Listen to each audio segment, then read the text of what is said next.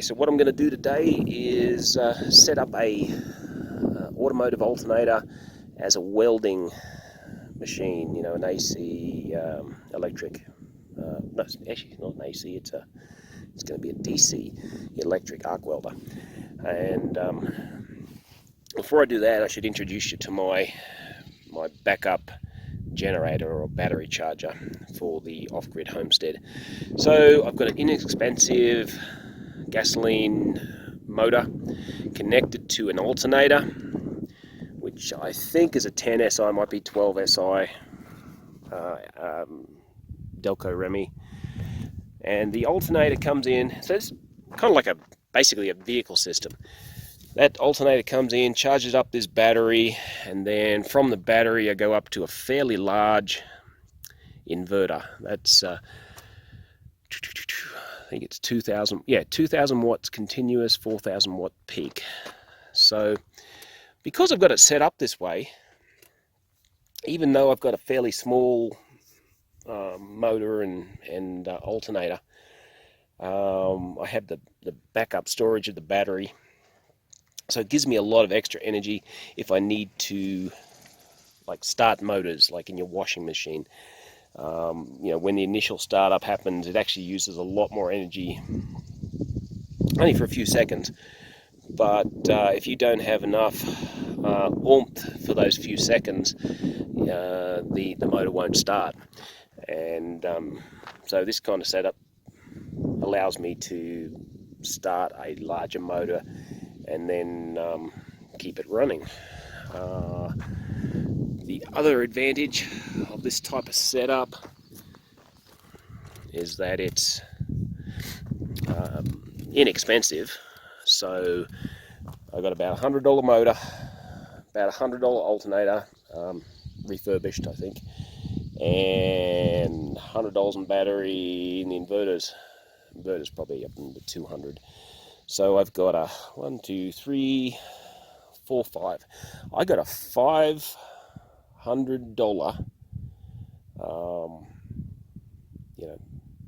generator, which, if anything goes wrong with any of these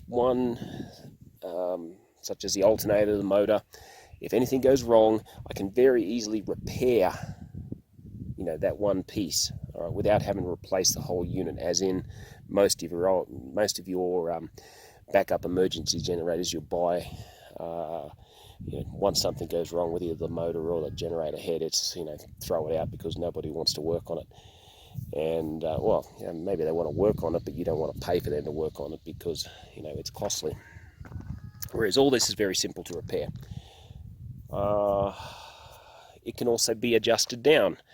So if all you're doing is running a few lights at night, charging a computer or running a computer, you don't need the engine to be running at full power.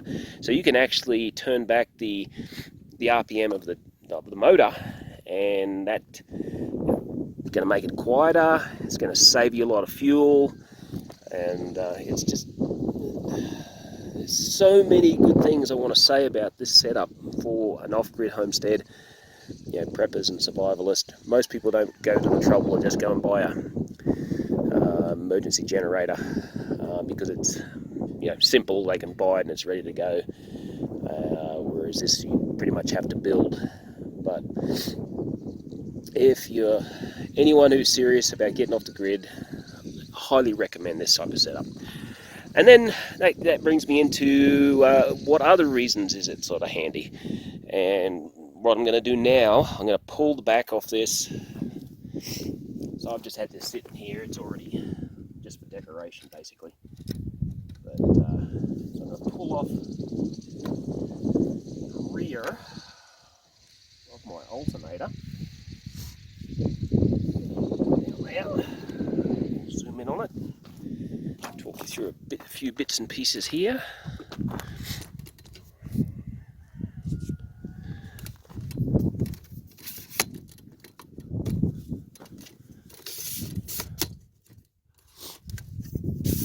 Sorry, I got the sniffles today.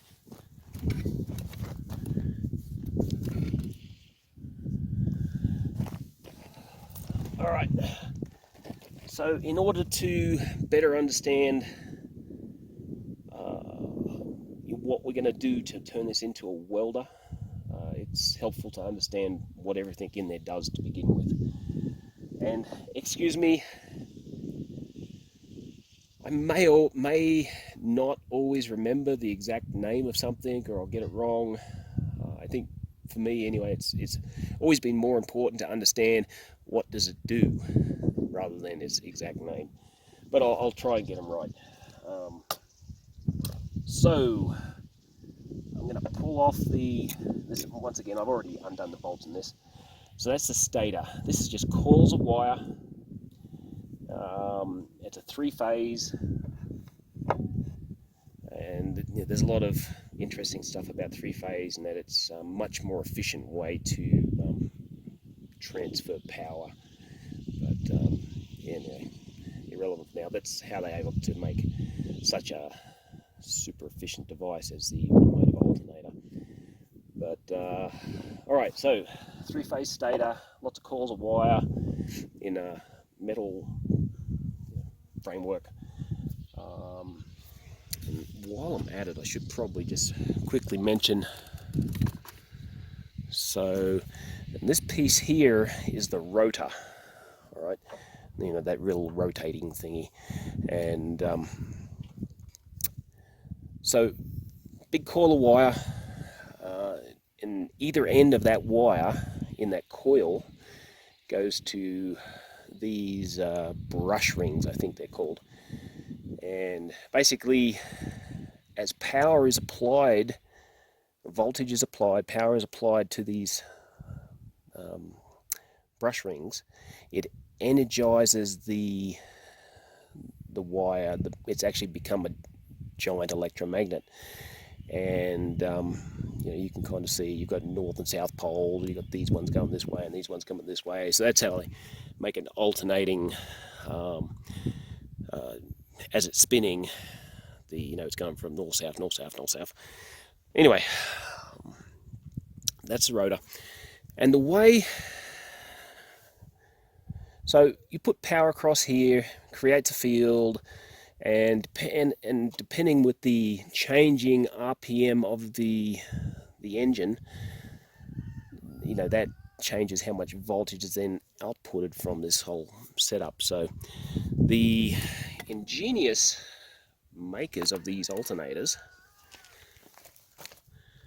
come up with a very tricky way to deal with that. And then this is the thing you need to understand in order to make these modifications, because you're gonna hotwire a few things. So first you've got your regulator block in here. Now that is, what if I got one out? Alright, well we've got one here. So you've got your regulator block, you've got your positive. What your regulator block does, it takes the 3-phase AC and it also regulator block, rectifier block, and it rectifies it down to DC. So you're getting your that's where your DC power comes from, out of there. Now the way these alternators work, you've got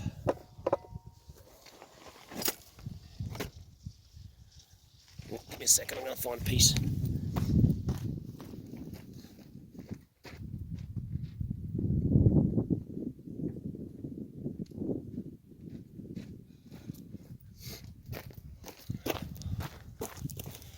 Alright,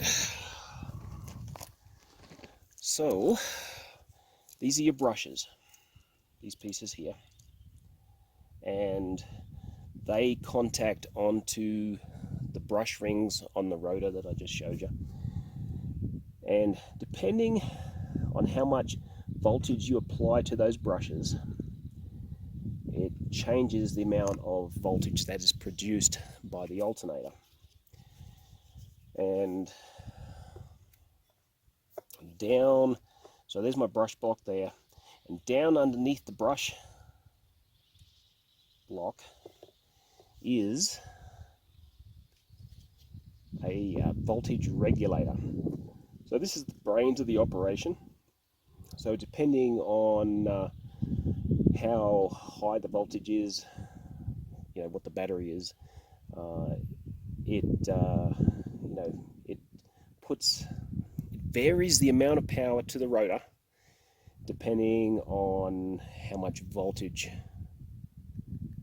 So it detects the voltage, applies more or less power to the rotor depending on whether it needs to keep charging or whether it's fully charged. So that's the way it regulates the battery voltage, is by, this is sounding confusing even to me, but yeah. Anyway, brains of the operation, this is what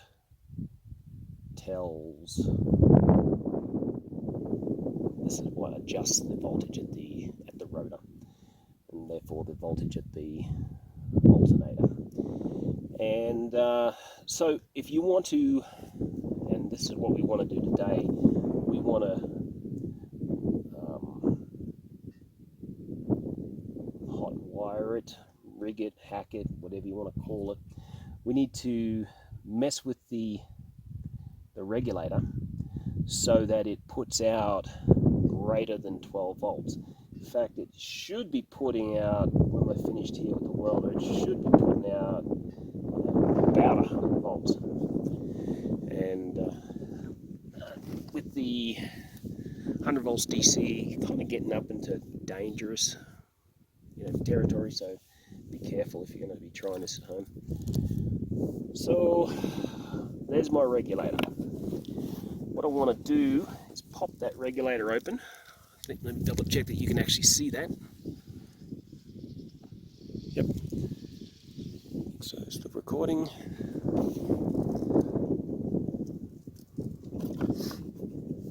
I'll put that one away.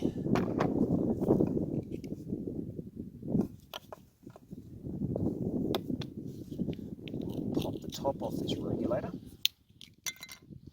Like that. Ooh. It's about the first time I've ever seen the actual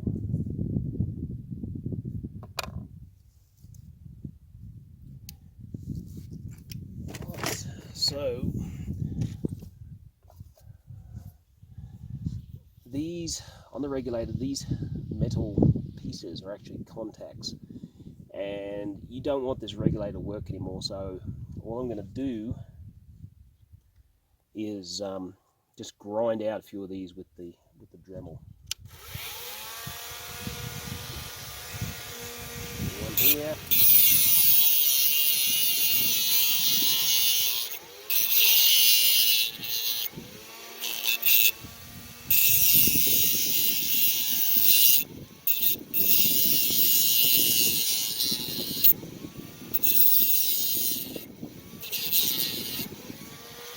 There's one.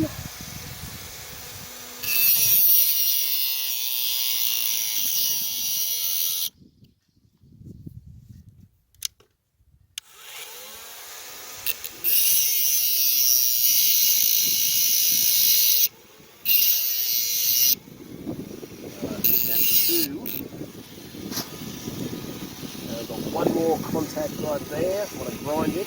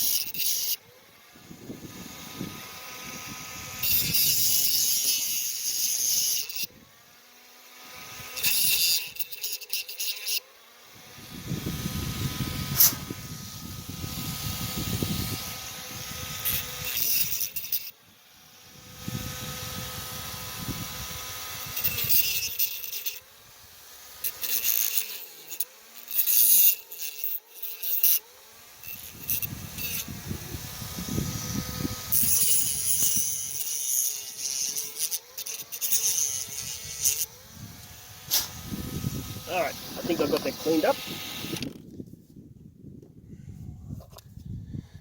So let me see if you can see that. So I've just ground in wherever these contacts were. I just ground in and cut them off.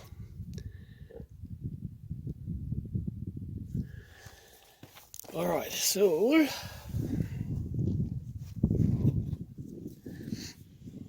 can put that back on.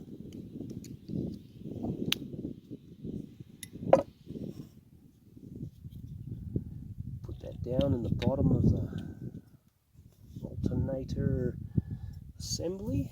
Now I need to go find some a brush block that's actually not broken. That one's broken.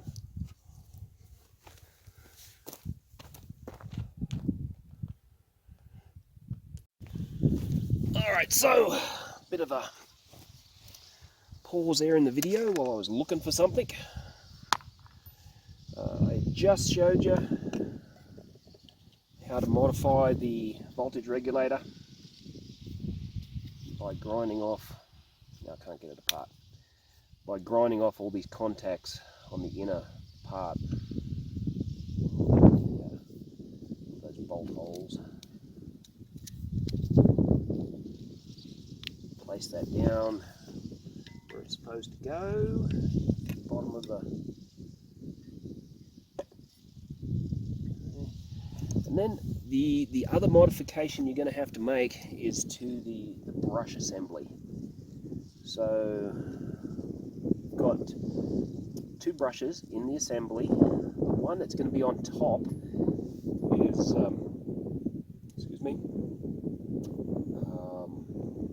it's going to end up being your negative. It can go directly to ground.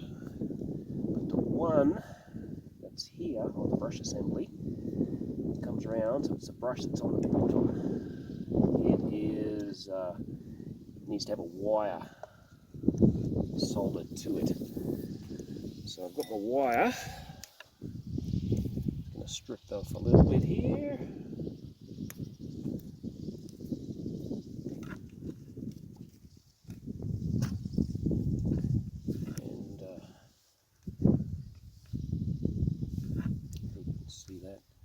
So a little bit of solder to the tip. So now I'm tinning this wire. And then, let me just check that you can see that. Should be able to.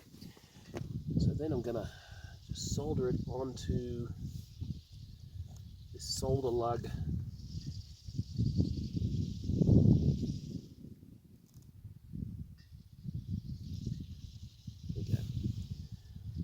On the bottom brush assembly. Okay, so it should be the only connection I need to make. All your other stuff that's in here, I removed it, such as there's a thing called a diode trio which goes from here over to there. I don't need that anymore. Probably don't need the capacitor anymore, the condenser, but I just left it there. It's not hurting anything. Now I need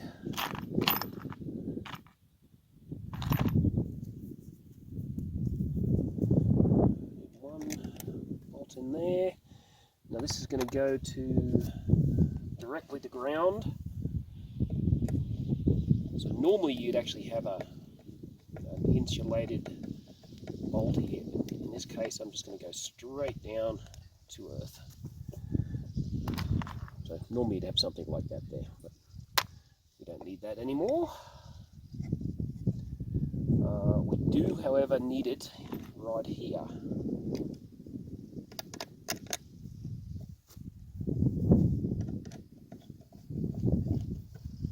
At least I think you need it. Yeah, you definitely need it.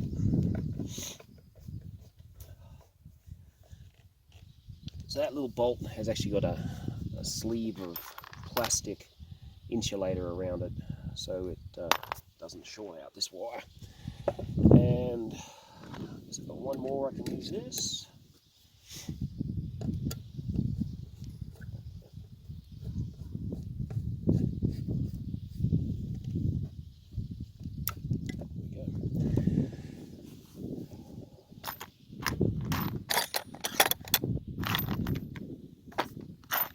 Oh, I need to go find myself a little tiny nail.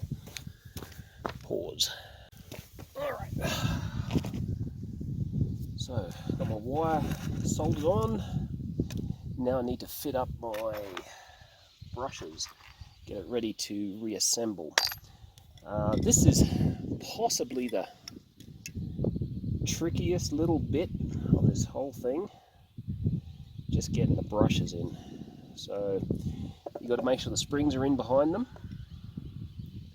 So put the spring in, and then you've got this pin, little nail, whatever it is you need, and you come in behind. You see that rectangular hole?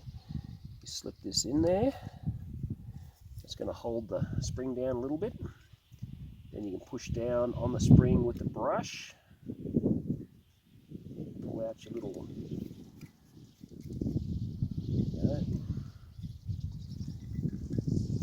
Now I'm going to push that into fully hold in the brush. Oh, went too far. First brush in, spring, brush on top. This one I can pull straight off the bat. And then push down that brush, push through the pin, and you can see the pin coming through there.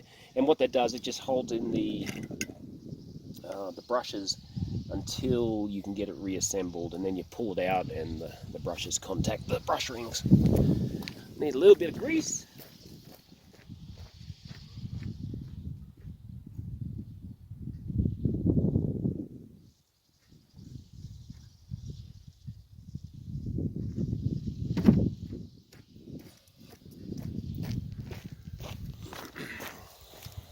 Yeah, just because I'm assembling it, I'm going to put a little bit of grease on here.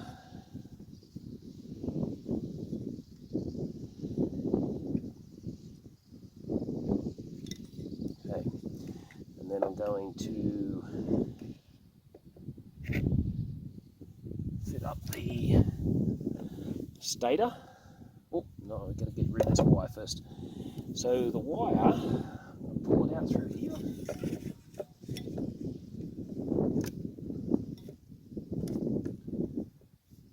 That's good. And then I'm going to fit up my stator.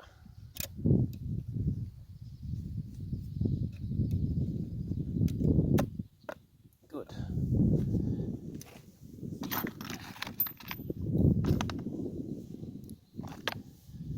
So little stator bolts there. Not stator bolts, nuts. They hold the three-phase stator wires onto the rectifier. Go.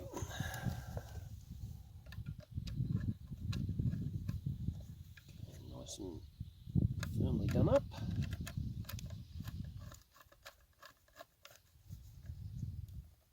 Done up.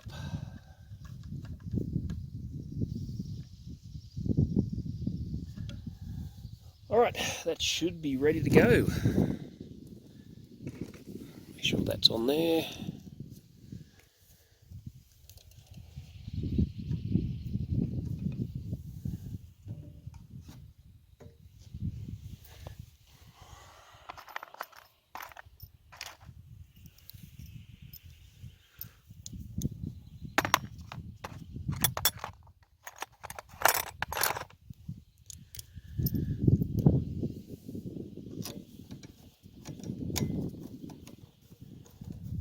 Just bolting the alternator assembly back together.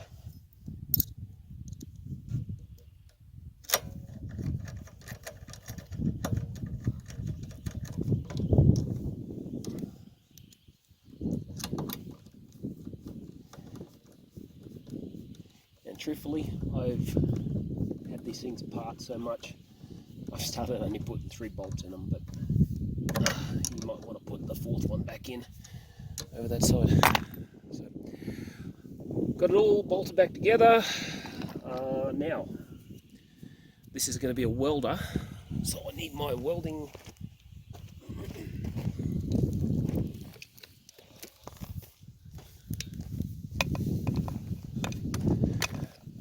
So there's my welding handle. Fairly, I can't tell you what size wire it is, but it is fairly large.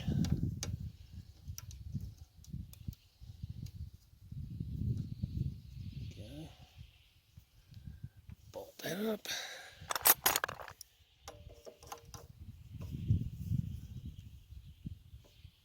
Okay. Don't forget to remove this pin, because then you've engaged the brushes.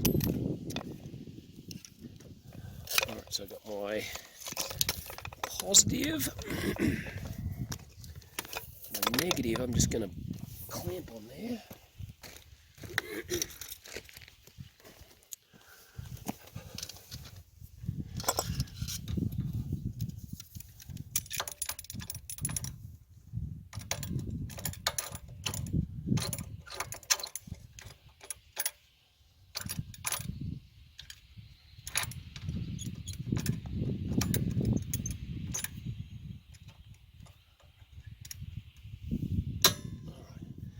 It's clamped on, it's ready to go.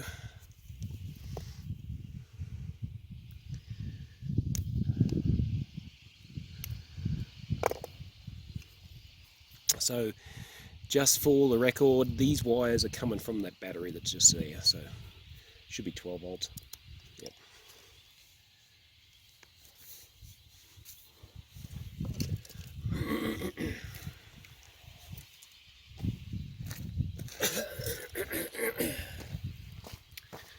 Alright, let's move this stuff out of here so you can see me weld, hopefully.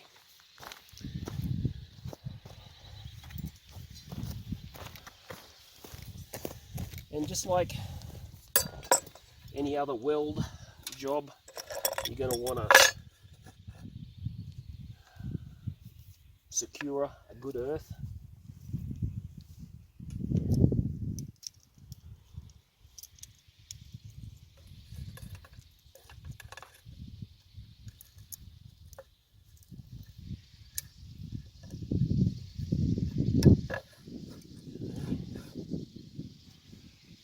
And what am I welding?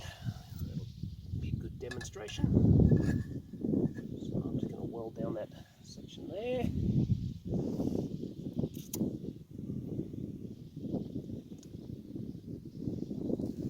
Alright. So this is going to get a bit noisy. I'm going to start the generator. I'm going to hook up the exciter lead, which is this one here, to my 12 volt supply. Just imagine you had a battery, because that goes directly to the battery over there, and I should be able to weld.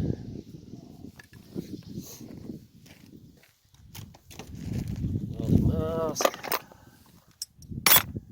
welding rod.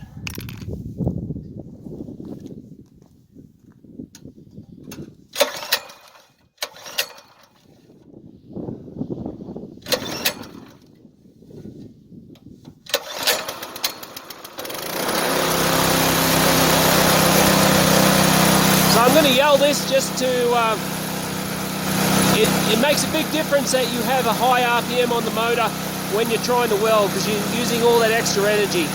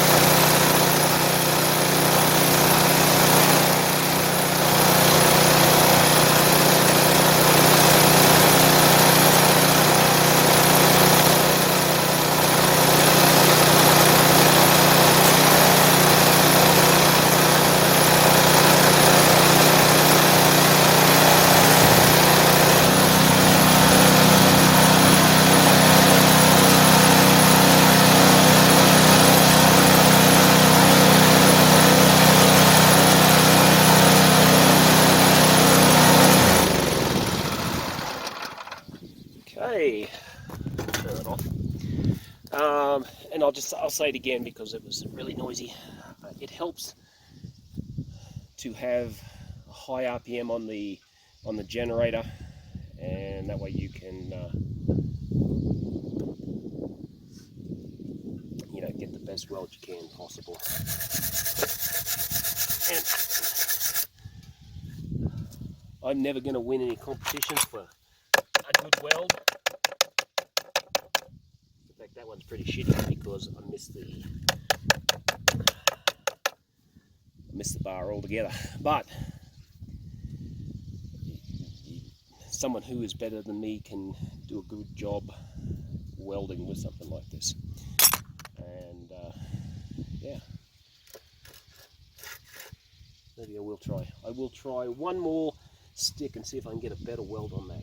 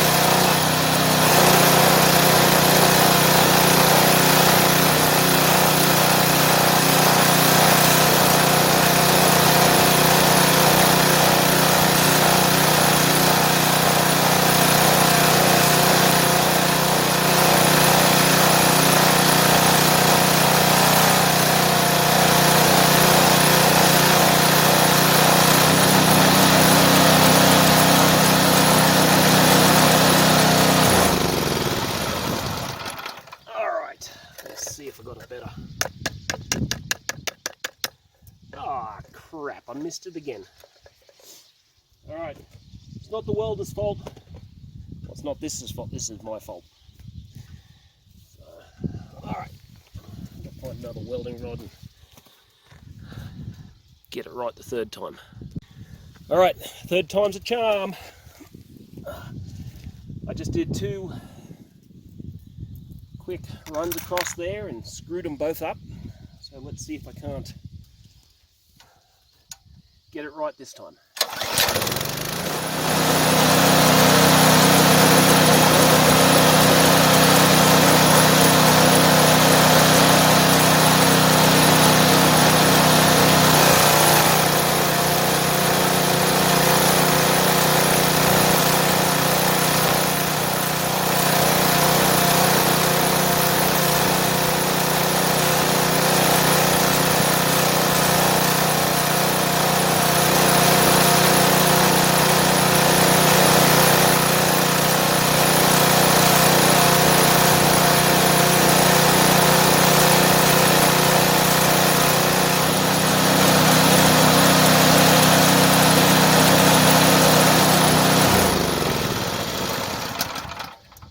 Okay, so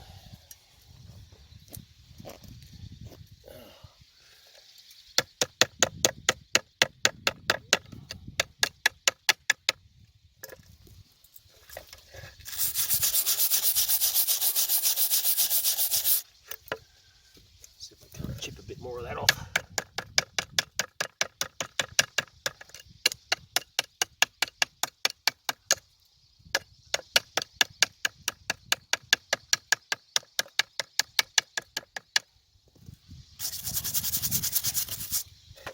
Alright, so considering my lack of skill when it comes to welding, I finally got a pretty decent weld across the bottom there. So anyway, that's the welder, and just one more reason I think these AC Delco alternators should be a major part of your off-grid homestead. Very, very versatile.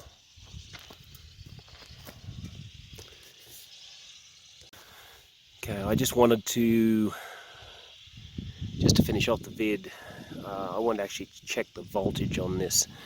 So I need to go to the, let's go to 200 volts DC range. Okay. Start up the generator again.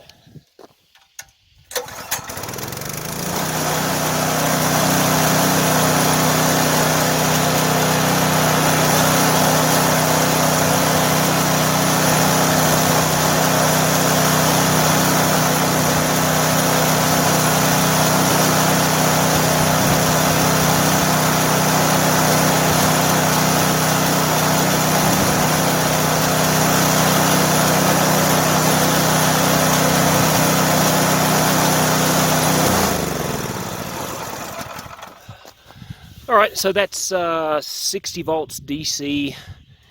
I actually thought it was up higher than that, so, but it's obviously doing the job, so 60 volts DC.